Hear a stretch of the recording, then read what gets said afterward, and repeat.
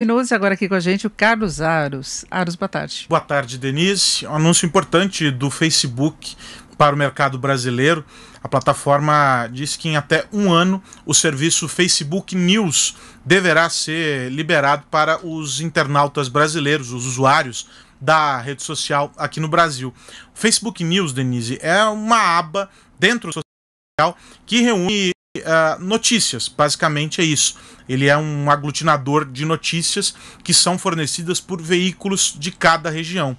Nos Estados Unidos, a plataforma foi muito bem sucedida em uma parceria promovida pelo Facebook com veículos de imprensa que são remunerados por esse espaço que ocupam dentro da plataforma. E a ideia é que esse modelo de parceria seja replicado nos outros países, Brasil, Reino Unido, onde há previsão de lançamento desse produto. Por que para o Facebook é tão importante ampliar a utilização de um serviço como esse dentro da rede social? Primeiro, porque o consumo de notícias é muito alto e cada vez maior dentro das plataformas, seja aplicativos de mensagens ou mesmo as redes sociais. Há uma preferência dos usuários por consumir informações, por consumir notícias dentro desses espaços. E, portanto, se há essa preferência do consumidor, é melhor que o jornalismo profissional e responsável ocupe esse espaço e não as notícias falsas, a desinformação. E aí é por isso que o Facebook vem estreitando essas relações com grandes veículos de imprensa no mundo todo para viabilizar esse modelo, que é bem aceito, é uma experiência de leitura agradável para o internauta, que pode já encaminhar para a sua rede de contatos, salvar para ler depois os artigos, enfim, há ali uma experiência de uso bastante interessante. O modelo, ele segue, para o usuário brasileiro, para quem nos acompanha ter como referência, ele segue um modelo similar ao do Google News. O Google News é um aglutinador, é um aplicativo dentro do ecossistema do Google que reúne os veículos e ele configura os interesses do usuário. Então, no meu, você já pode imaginar que há muitos veículos que fazem a cobertura de tecnologia aparecendo no meu feed. Para você, provavelmente, os de economia e por aí vai. São aqueles nossos interesses primários que a gente seta ali, configura, para poder receber essas informações. Então, seria mais ou menos parecido com o Twitter, não?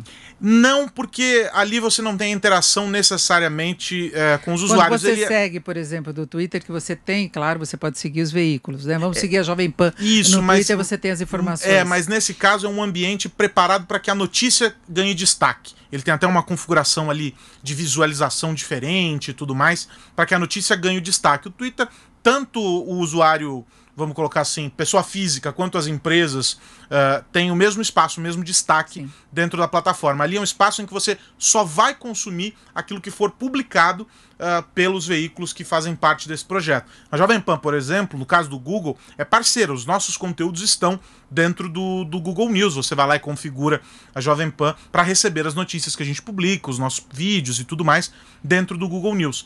É basicamente um modelo muito parecido com esse do Google News que está sendo estabelecido pelo Facebook, porque eles foram pressionados, têm trabalhado cada vez mais com esse objetivo de colocar mais a informação dos veículos de imprensa, enfim, o jornalismo profissional dentro da plataforma, com essa lógica de que se a gente coloca as informações que foram checadas, com as informações ali tratadas com a seriedade que elas merecem, você diminui o espaço para que a informação desencontrada seja pulverizada dentro da plataforma.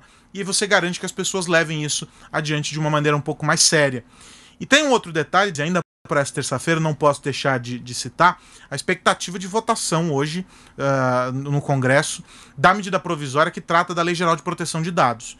O jornal Valor Econômico trouxe hoje uma informação muito importante a respeito de acordo fechado pelas lideranças ali, para garantir que seja votado e que a data de início de vigência da Lei Geral de Proteção de Dados seja o dia 1º de janeiro do ano que vem. Isso muda um pouco do texto que estava colocado, que colocaria para maio.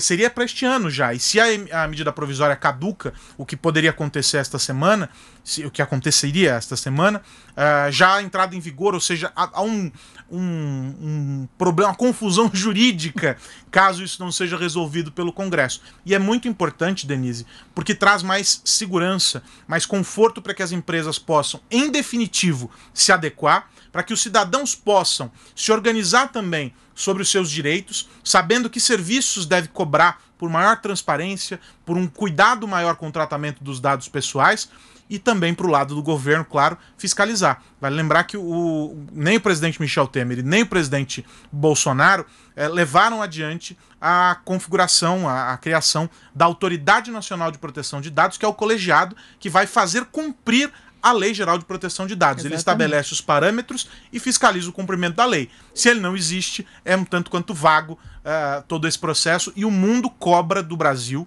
que sempre teve, Denise, na dianteira desse debate sobre proteção de dados, de marcos e definições sobre o ambiente digital. O Brasil sempre foi um dos expoentes. E a gente se perdeu aí nesses últimos tempos com essa discussão que envolve a LGPD. E as empresas já estavam se preparando para isso, né? Porque acreditava que no começo do ano já haveria essa mudança, essa fiscalização muito maior, punições, inclusive. Eu lembro que no final do ano a gente falou muito sobre isso, que as empresas teriam de se adequar, porque não é fácil essa transição, o respeito aos dados que você tem da população em geral. Qualquer empresa pode acessar os dados e você fica assim como um terreno livre, né, em que ninguém controla. Então são seus dados pessoais, e agora eu acho que o alcance seria muito mais importante até pela situação colocada pela pandemia. Exato. Que a área digital ganhou uma força imensa, pulou etapas, as empresas tiveram de incorporar novas tecnologias até para sobreviver à interrupção de atividade em muitos casos, e aí de repente não tem essa proteção, né?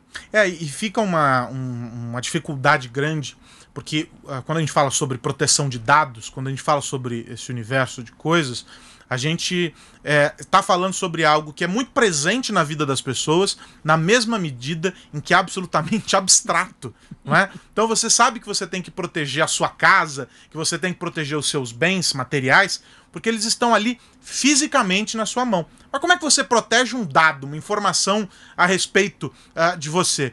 E é sobre isso que a Lei Geral de Proteção de Dados trata, não é? Sobre esses limites, sobre os direitos dos cidadãos.